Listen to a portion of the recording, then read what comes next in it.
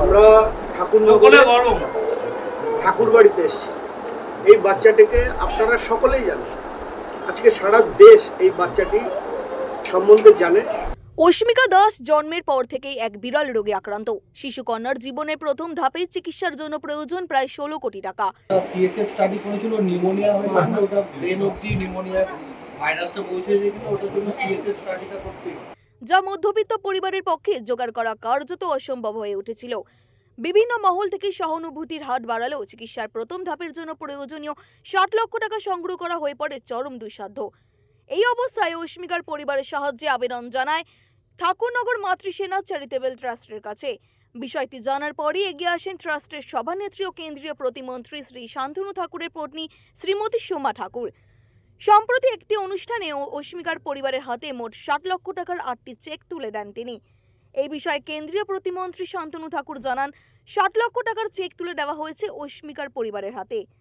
সত্য কথা, মাতৃসেনা চ্যারিটেবল ট্রাস্টের পক্ষ থেকে আজকে 60 লক্ষ টাকার 8টি চেক ওর মা বাবার হাতে তুলে দেওয়া হয়েছে।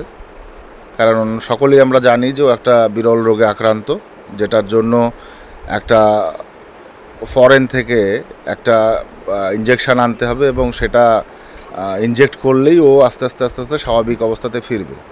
তো সেখান থেকে আমি মনে করি যে সেন্ট্রাল গভর্নমেন্টের মাধ্যমে আমাদের যে পোর্ট ট্রাস্ট আছে সেখান থেকে আমরা সহযোগিতার হাত বাড়িয়েছিলাম এবং তারা সম্পূর্ণভাবে সহযোগিতা করেছে আজকে আমাদের মাতৃসেনার মাধ্যমে।